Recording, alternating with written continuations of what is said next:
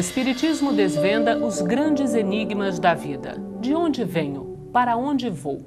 O que acontece após a morte?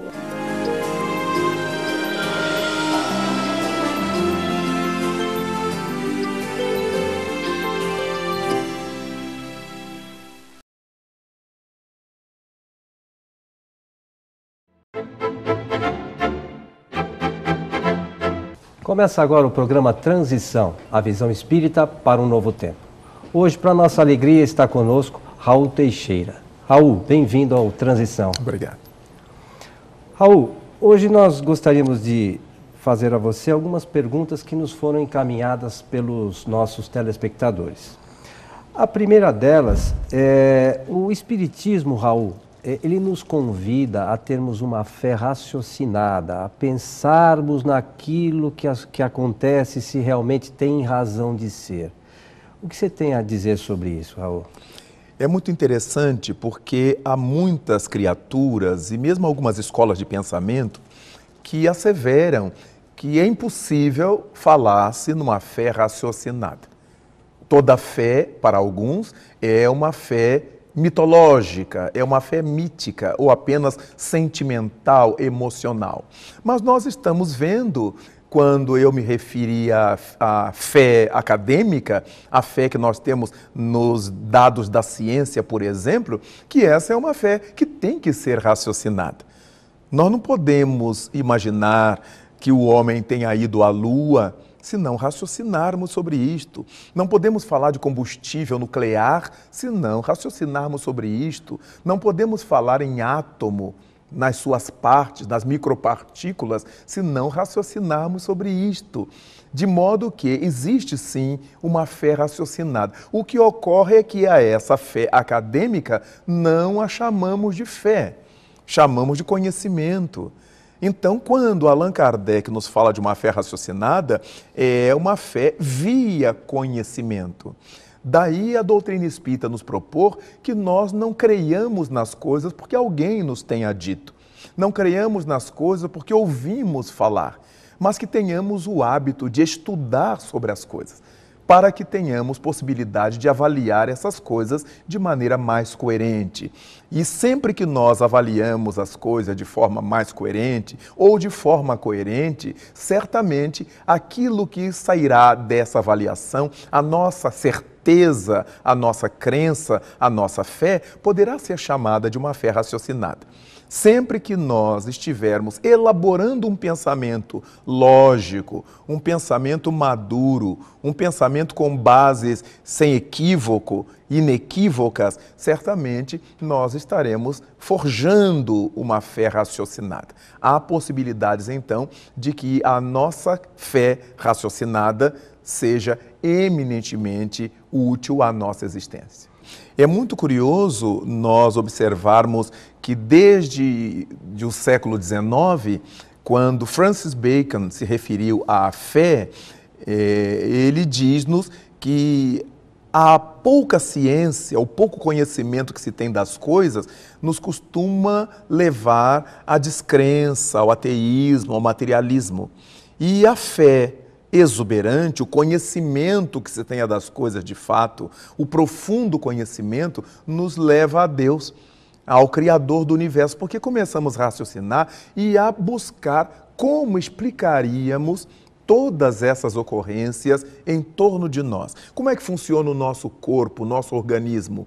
Por mais que descobramos as leis biológicas que regulam o processamento do nosso organismo, por mais que entendamos cientificamente o metabolismo, o catabolismo, mas no fundo nós nos perguntamos: quem é o autor de tudo isso?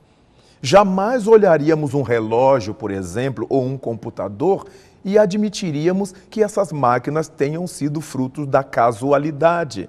Nós sempre pensamos no engenheiro, no relojoeiro, no joalheiro que haja feito o computador, que haja construído o relógio. Então, como é que nós olhamos um universo como este, e que sequer conhecemos devidamente, como é que olhamos o nascimento de uma flor apenas admitindo a casualidade? Por que é que num mesmo jardim, com o mesmo humus, recebendo a mesma água e a mesma luz solar, nós temos flores distintas no seu formato, no seu aroma, na sua coloração, no seu tamanho, na sua expressão exterior e na sua intimidade. Há umas que atuam sobre o sistema nervoso do reino animal, há outras que atuam na alimentação do reino animal. Então, como é que essas plantas, essas flores, são tão distintas entre si, tendo nascidas numa mesma estrutura geológica, no mesmo trato de terra? É óbvio que há leis biológicas que nos explicam isto, mas quem foi que criou essas leis? Seria muita pretensão do pensamento humano admitir que toda essa perfeição tenha sido fruto do acaso. E aí começaríamos a filosofar e a nos perguntar o que é o acaso tão inteligente, tão perfeito. O acaso é muito mais perfeito do que nós, um acaso muito mais inteligente do que a própria criatura que o admite. Então, somente a presunção do ateu ou do materialista afervorado para não admitir a existência de uma causa inteligente que a tudo isso preside. Antes de retornarmos aqui às perguntas dos nossos amigos de casa, Raul, você lançou recentemente o livro Quando a Vida Responde. De que trata esse livro, Raul? Este livro é um livro que eu reputo muito interessante, porque junto a várias mensagens psicográficas do mundo espiritual, sobre temas muito interessantes, muito bonitos, é uma obra em que eu respondo às perguntas relativamente à vida no mundo espiritual, a sua localização, sobre casamentos homossexuais, respondo a respeito das células tronco embrionárias e de tanta mobilização no mundo da ciência, no mundo das religiões. E são vários os temas aos quais nos referimos ao longo de uma multiplicidade de entrevistas que nos são feitas no nosso movimento espírita em toda a parte do mundo. Então fica aí a sugestão de leitura, como vocês viram, esclarecendo diversos aspectos aí da nossa vida. Temos a certeza que interessa no esclarecimento de todos aí, sempre à luz da doutrina espírita, né, Raul? Indubitavelmente. E a gente vê nas religiões, no modo geral, Raul, os seus representantes dizerem lá para os fiéis para que mantenham a sua fé elevada. Por que essa dificuldade as pessoas têm do relacionamento, de acreditar na existência de algo superior, de confiar, sobretudo, nas coisas que acontecem em suas vidas, Raul? É muito interessante pensarmos sobre isso, Coelho, exatamente porque a dificuldade que nós temos de nos manter com uma fé elevada se dá em função de que essa fé não é calcada no conhecimento. Essa fé não é calcada na lógica, no bom senso. É uma fé que precisa ter combustível o tempo todo. Porque uma vez que nós saibamos que ao adoecer temos que procurar o médico, ninguém precisa me dizer isto. Na hora que eu adoeço, eu vou ao médico. No momento que eu admito que para a fome o remédio é a alimentação, ninguém precisa me dizer isso. Vai comer, vai comer, vai comer. Eu vou e como, eu paro no lugar, me alimento, eu compro alimento e guardo em minha casa. Então, vejamos, essa fé natural nos conduz a cumprir as coisas metodicamente. Se eu tenho que sair para trabalhar todos os dias, não é necessário que alguém me diga toda noite, meu patrão me telefone, olha, amanhã é dia de trabalho, amanhã é dia de trabalho. Porque nós já introjetamos esses valores, essa crença, essa certeza, essa fé de que sem o meu trabalho eu não percebo o meu salário, sem o meu trabalho eu não sobrevivo, eu não mantenho a minha vida. Todas as vezes que qualquer tipo de fé precisa estar sempre sendo recordado, é porque não é a fé raciocinada, é uma fé que nós engolimos. E porque engolimos, a gente não sabe por quê. E porque não digerimos, não sabemos qual a razão. Então é preciso que todos os dias o meu líder religioso tenha que ficar me dizendo que eu preciso ter fé. Depois que nós pensamos sobre Deus, não mitologicamente, mas racionalmente, depois que passamos a avaliar que a nossa vida não existe sem o seu Criador, nós nos alimentamos desse Criador, Deus passa a ser uma segunda natureza em nosso psiquismo. Em tudo que eu faça, eu me refiro a Deus.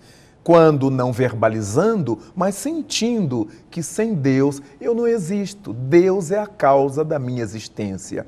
E a partir disto, chamemo-lo, repito, como nós quisermos chamar, essa força cósmica, essa inteligência suprema do universo, não será necessariamente exigida a mim. Eu estarei exposto a ela, eu me colocarei diante de Deus. Quando eu olho o jardim, quando eu vejo os animais, quando eu cuido dos meus filhos, quando eu esteja na cozinha cozinhando, quando eu esteja lavando minha roupa, dirigindo meu carro, tudo aquilo que faz parte do meu cotidiano, da minha vida, certamente eu vou referir ao nosso Criador. Não, mas eu consegui isso com o meu trabalho, eu comprei isso com o meu trabalho, mas eu tive saúde para trabalhar, eu tive lucidez para trabalhar. E tudo isso são elementos que nos vêm de quem nos criou, daquele que nos criou, que nós chamamos de Deus. De maneira que quando os líderes religiosos ou qualquer outra pessoa sentem-se na obrigação de ficar chamando todos os dias os fiéis à crença, reforçando-lhe a crença a cada dia, isso significa que essa crença ainda não está devidamente sedimentada. Essa é a proposta da doutrina espírita, para que nós estudemos, conheçamos a vida, as coisas, as leis de Deus que regulam o mundo físico, as leis materiais, e as leis de Deus que regulam o mundo material, as leis morais, como nós chamamos. Quando conseguirmos associar uma coisa a outra e verificarmos que o mundo físico precisa do nosso conhecimento, da nossa inteligência, para que eu saiba por que que chove, por que que faz sol, por que que venta, por que que as folhas das árvores são verdes. E na medida em que eu saiba essas coisas, ninguém precisará me recordar disso todos os dias. Na hora que eu olho o tempo e vejo que vai chover, eu apanho o guarda-chuva e levo. Então é uma coisa natural, espontânea na criatura humana. O mesmo passará a dar-se no reino das leis morais. Eu sei que eu devo amar o próximo como amo a mim mesmo. Mas isto ainda não é uma realidade vivencial na minha vida. Eu preciso ser lembrado disso todos os dias. Senão eu começo a querer dar trambique nesse, a enganar aquele, a mentir para aquele outro, a roubar aquele, a matar o outro, a matar-se. Então, obviamente que nós estamos muito mais avançados no mundo no que diz respeito às leis de Deus que regem o mundo físico. Nós estamos muito mais a par da física, da matemática, da biologia, da química, etc., do que das leis que regulam o mundo moral. Por isso é que diariamente aqueles que têm essa visão mais desenvolvida, aqueles que estão próximos a mim, eles têm que me dizer que eu preciso amar, que eu preciso perdoar, que eu preciso desculpar, que eu preciso relevar, que eu preciso ser tolerante, paciente, etc. De modo que todos os valores que ainda não estão devidamente introjetados em nós, sedimentados em nossa intimidade, eles precisam ser recordados todos os dias e, se possível, a cada momento. Nossos agradecimentos a você. Chegamos ao final do nosso programa. Esperamos contar com você em outros programas, nos trazendo os esclarecimentos aos nossos amigos de casa e a nós mesmos, né? E esperamos vocês no próximo Transição, a visão espírita para um novo tempo. Até lá.